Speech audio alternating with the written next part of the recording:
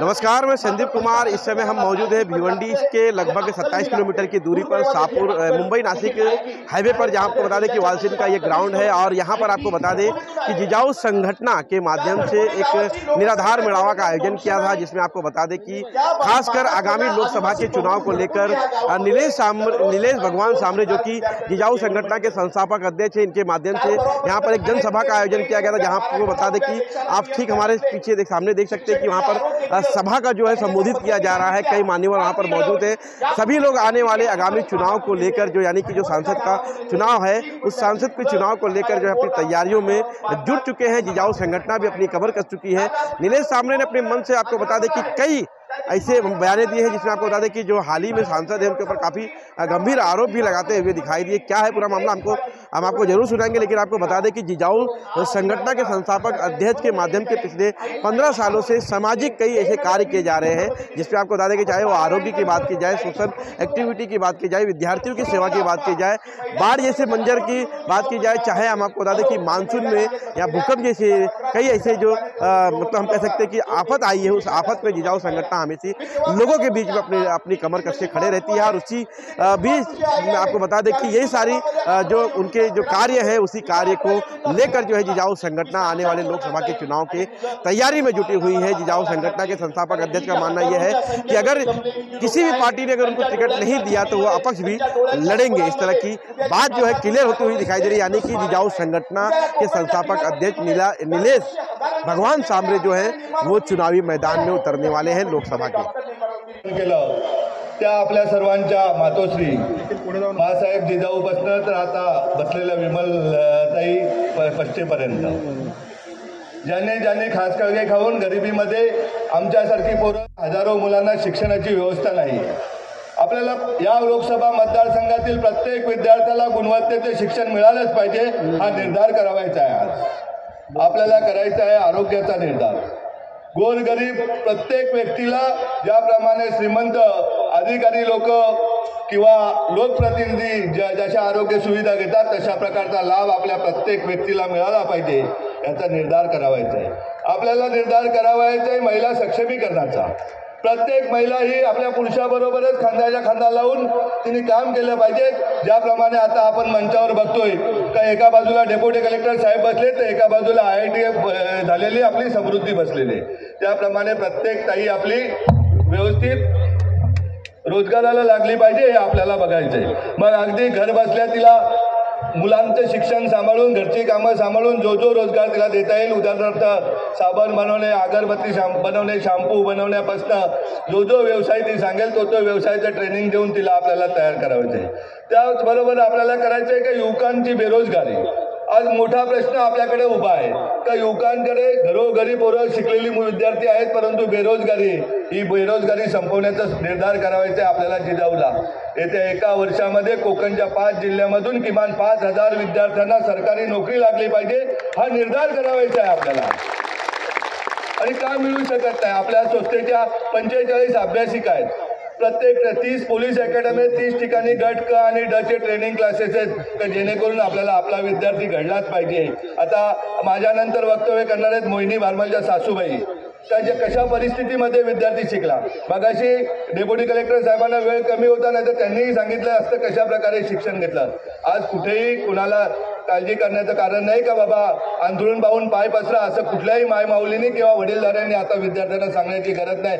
जेवढे पाय पसरायची विद्यार्थ्याची ताकद असेल तेवढे अंथरूण उपलब्ध करून देण्याची जबाबदारी आपली आहे, तो निर्धार करण्याचा आजचा दिवस आहे। आज आपण पाहतोय महागाई प्रचंड वाढलेली आहे। ज्यांच्यावर आपण विश्वास ठेवतो ते आपल्या विश्वासाला तडा लावतायत। आज आपल्याला भिवंडी लोकसभाच का आपण निवडली? भिवंडी लोकसभेचा निर्धार मेळावा आयोजित केल्याबरोबर रत्नागिरीवरून फोन यायला लागले, रायगडातून फोन येत आहेत, ठाण्यामधून येत आहेत, कल्याणमधून येत आहेत, पालघरचा तर खूप आग्रह झालाय की आपल्याकडे निर्धार मेळावा झाला पाहिजे। का लोकांना असं वाटतं का आज आपल्याला पर्याय म्हणून जिजाऊकडे का लोक बघतायत?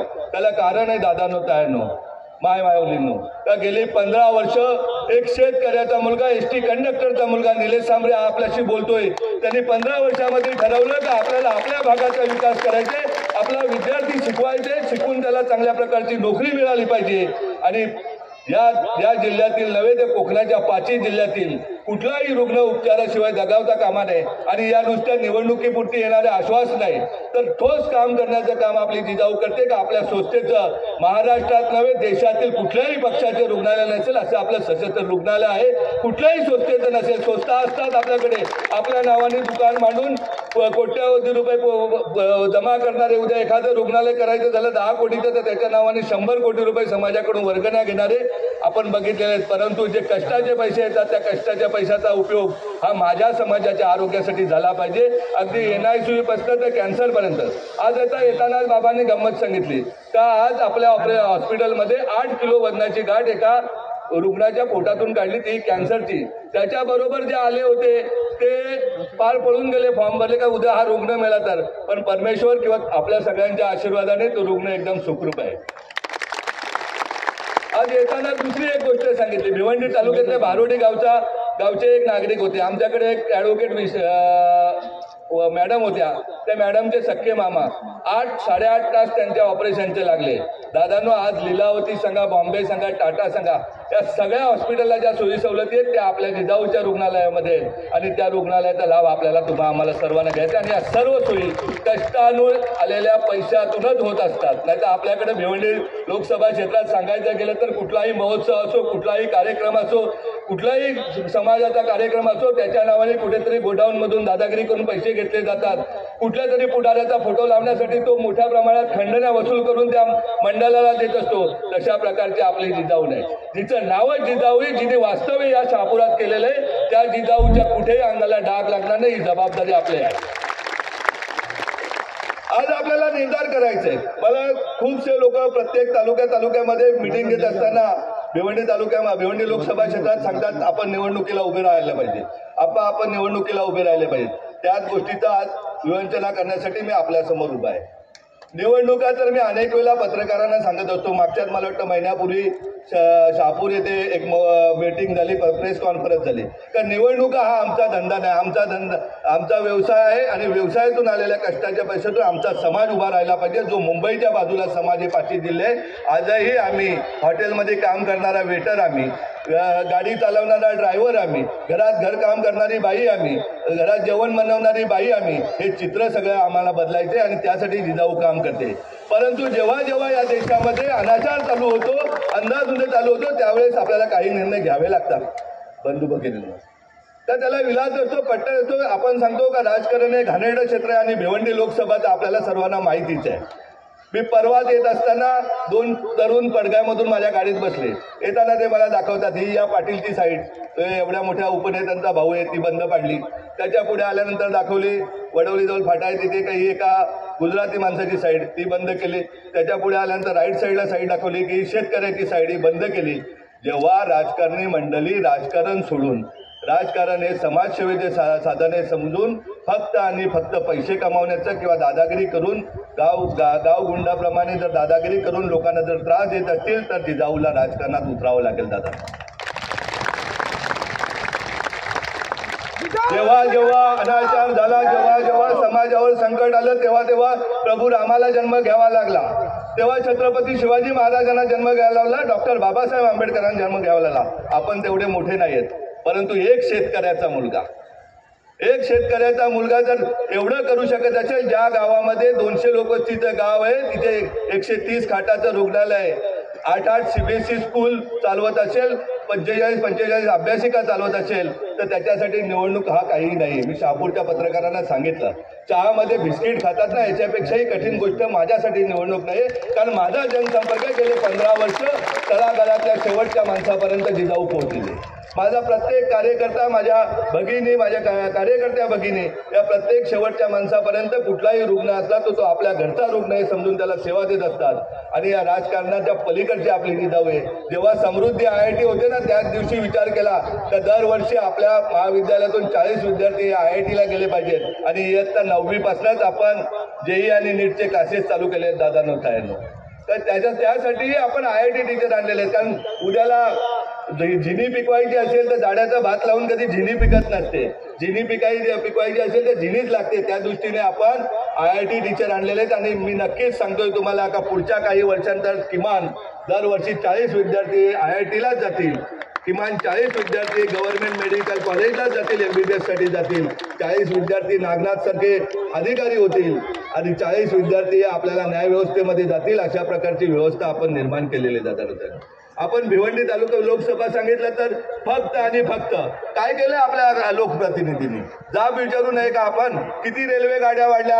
या वाशिमच्या एका ताईंनी मला पत्र सांगितलं होतं, मी माननीय मुख्यमंत्री महोदयांना पत्र दिलं होतं का 1-1, 1.5 तासाने संध्याकाळी गाड्या येत आहेत. किती लोकप्रतिनिधींनी प्रयत्न केला. अख्ख्या देशामध्ये रेल्वे स्टेशन सुशोभीकरणाचं काम आहे. आपल्या भिवंडी लोकसभेमध्ये किती सुशोभीकरणाचे रेल्वेची कामं सुरू आहेत. भिवंडीच्या शहरातल्या लूमची अवस्था काय आहे. भिवंडीमधले बेरोजगारीचा विषय किती महत्वाचा आहे. भिवंडीमध्ये शेतकऱ्यांच्या जमिनी विकताना त्यांना त्रास देण्याचा सुरू आहे, तो त्रास कोण संपवणार. ते भिवंडीमध्ये आलेली टोरेंटोची विजेचा त्रास कोण संपवणार. कुठे गेले आपले कल्याण स्मार्ट सिटी आणि भिवंडी स्मार्ट सिटी बंधूंनो भगिनींनो. जेव्हा भिवंडीमध्ये फिरतोय ना तर पायपांवरनं चालत जायला लागतं. त्याच्यावरून आमच्या मायमाऊली चालत जातात दररोज. अगदी पोटातल्या बाळासहितही तयार जातात, वृद्ध आजोबा जातात, आजी जातात. कुठे आमचा विकास. शोधायचा का विकास आपण. आता शोधण्यापेक्षा 2024ची निवडणूक समोर आलेली. सामोरे जाऊया आपण, काय होईल ते जाईल. मी तर अगदी संध्याकाळचा टाइम आहे, लक्ष्मीचा टाइम आहे. या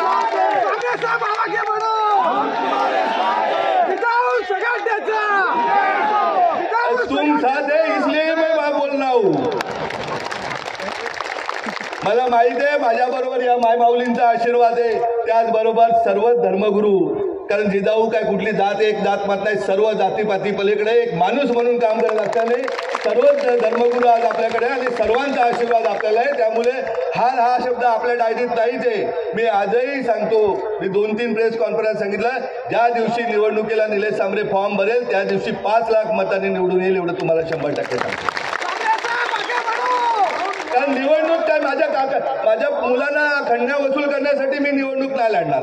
निवडणूक काय मी कुठल्या गोडाऊनवाल्याला सांगून मला टीव्ही पाठवून दे, मला फ्रीज पाठवून दे, तुझी तेव्हा शेतकऱ्याची जमीन विकायची तिथे दादागिरी करून नाही विकणार.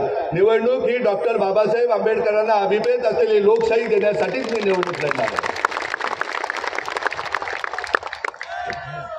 अगदी 100% सांगतोय. संध्याकाळचा टाइम आहे. राजकारणाचं दुकान बंद करण्यासाठी मी निवडणूक लढणार आहे. जेव्हा जेव्हा राक्षस अवतरतात तेव्हा प्रभू रामाला जन्म घ्यावा लागतो. आणि आताच आपण प्रभू रामाच्या मंदिराचं उद्घाटन बघितलेलं, त्यामुळे आता आपणही विचार करूया.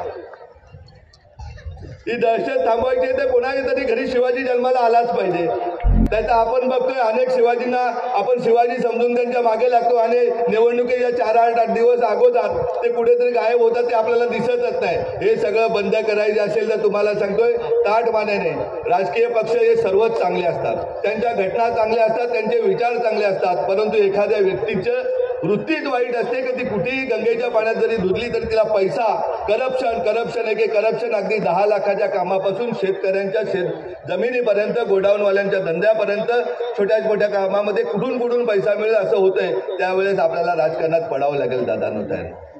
आणि पडून आपल्याला काय राजकारण असते, काय सत्ता असते, जी बाबासाहेबांना अभिप्रेत असलेली सत्ता, शिवराज्य, रामराज्य आपल्याला आणण्यासाठी आपल्याला आम्हाला एकत्रितपणे काम करायचे. त्यासाठी मी एकटा लढू शकत नाही. मी तर सांगतोय माझा प्रत्येक मतदार, प्रत्येक कार्यकर्ता हा खासदार असेल. त्यामुळे तुम्हालाही कामाला लागायचे दादा. जर मी स्वतःच्या कष्टाच्या पैशाच्या कमाईतून जर माझं स्वप्न आहे का कोकणच्या 5 जिल्ह्यामध्ये रुग्णालय उभी करायची, प्रत्येक तालुक्यामध्ये एक CBSE स्कूल करायची, अगदी भिवंडी लोकसभा क्षेत्रामध्ये 10 CBSE आपल्याला उभा करायचे, आता 2 आहेत, आणखीन 8 आपल्याला उभ्या करायचे. गरिबांची मुलंही चांगल्या प्रकारे शिकली पाहिजेत, त्यांनीही स्वप्न पाहिली पाहिजेत आणि त्यांच्या स्वप्नपूर्ततेसाठी आपण लढलो पाहिजे. तर तुम्ही ही साथ दिली पाहिजे. तुम्ही जर साथ दिली तरच मला निवडणूक शक्य आहे. तुम्ही सर्वांनी नुसत्या काय आमच्या मंचावरील मंडळींचे आशीर्वाद आणि मी माझी बडबड याच्यावर नाही, महत्वाची गरज आहे तुमची. तुम्ही जर तना मनाने माझ्या बरोबर राहिले, आपल्याला धनाची गरज नाही कारण आपण त्या धनाच्या विरोधात आहोत. त्यामुळे तना मनाने तुम्ही बरोबर राहिले, पूर्ण ताकदीनिशी ज्याप्रमाणे आजचा कार्यक्रम तुम्ही सक्सेस केला त्याप्रमाणे प्रत्येकाने विचार केला पाहिजे का मला खासदार व्हायचं. प्रत्येकाने ठरवलं, प्रत्येक ताईने ठरवलं, प्रत्येक दादाने ठरवलं, तर मला वाटत नाही कुठलीही गोष्ट अशक्य आहे. सर्व पक्ष चांगले आहेत. ज्या ज्या पक्षाला आपले विचार पटतील का राजकारण हा व्यवसाय न होता सामाजिक काम आहे आणि समाजाला साथ दिली पाहिजे. जो पक्ष आपल्याला तिकीट देईल त्याचा आपण तिकीट घेऊ. नाही कोणी तिकीट दिलं, कोणाला नाही विचार पडले तर आपण एकटा लढू आणि 100% एकटा लढू तरी आपण निवडून येऊ एवढा मला विश्वास आहे.